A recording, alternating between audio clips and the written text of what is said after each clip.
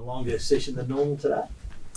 It was, but a little bit different to a pre-season session. We're into our in-season program now. We're sort of preparing for our intra-club games and pre-season games coming up. So it's nice just to work on our game plan a little bit more in a controlled setting, and then set our focus for this Friday for our second intra-club. It's getting closer and closer now. How's it feeling, given that hard part of the pre-season you've been through?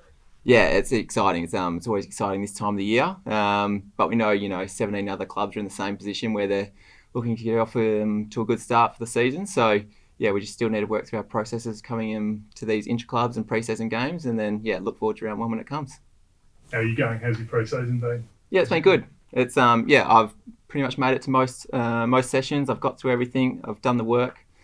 I feel like I'm gelling with my players around me. So excited for what's coming forward. Spent a bit of time on the wing last year. You settled in defence now for this year, or still looking to do a bit of both? Yeah, over the pre-season, just been down back. Still building that connection with my back six, back seven teammates down there, and then the whole collective group of backline. I think that's where I'll be trying to play my football this year. There's a bit of a logjam for that wing. I mean, there's a vacancy there. Is there a chance you can move upfield this year at all? Would you like to be moving upfield at any stage? Yeah, I loved my time there last year. It provided me a new challenge. Something that I was really excited about going to last season. With a few injuries and what happened last year, I shuffled myself back to the back line where I was able to reconnect with my teammates down there. We've got a lot of young players who are coming through the wing role, and we've got a few midfielders who run their rotation out there. So I think there's certainly a lot of players who are vying for that spot, but it's an exciting time for the club. Will anything change now that Heath Chapman's out for however long?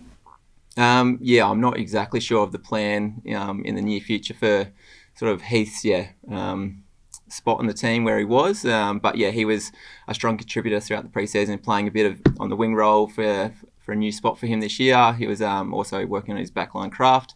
So we've got a lot of young guys who are coming through. We've got Drizzy, Ethan Stanley, we've got Sharpie coming through this year. So there's plenty of guys to fill that role. How heartbreaking is it when it's so close to the season starting and you see someone like Chapman who has worked so hard and come from injury for this to happen? Yeah, it's always a devastating point when someone goes down with injury, but he's been through this stuff before. We support him as a club. He's a strong, resilient young man, so he'll get through it. He's doing rehab and he'll be back. It's the last week for some train-ons as well, 3/4. Who out of those three has impressed you this pre-season? Look, they all bring different qualities to what they've come over this pre-season. So, they've come out, they've shown their strengths, which has been really exciting. As you said, I think this is the last week for selection, so they're putting their hands up for, to get a spot on the list, which I think they've all done what they can do, and now it's just up to the club to pick a direction which they're going for. Is this your 10th year for the list? It's my 10th season, yes. Let's come along quickly. What are your hopes for this year? Given you had to taste the finals a couple of years ago, what's a successful year for Freo this year?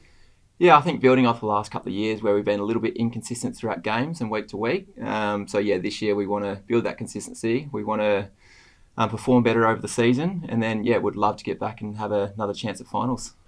Can you believe it's your 10th year? It always flies past, and you always hear about when players have sort of left the game or they're about to leave where you really want to enjoy your time here, and it certainly flies by, and I've loved every minute of it. Does pre-season get any easier?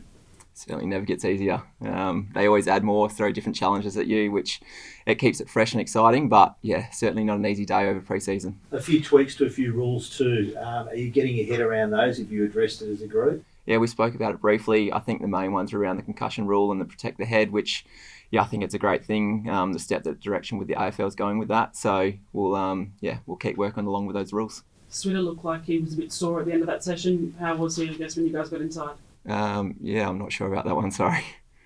Fellow defender of yours, Brendan Walker, back in full training. How exciting is that to see? Yeah, it's very exciting. I think he's ahead of schedule where he's originally planned to be, which he went through quite a traumatic injury to his knee, but it's exciting to see him back out there. He brings plenty of speed, which I'd love to have on my side. He's getting around the boys. He's done a lot of work in the rehab, and then he's just getting his body ready to go and get into a few games in the next couple of weeks. The name Cooper Simpson's come up quite a bit. What have you made of his pre-season? He's had a strong start. He's rotated through the mid and forward line a little bit. He's exciting. He's got great skills, and then we're just looking forward to the future, what holds for him. It's our challenge as the playing group around him to help upskill him and make him fit into the group where clearly he's going to have a long future and career here at Fremantle.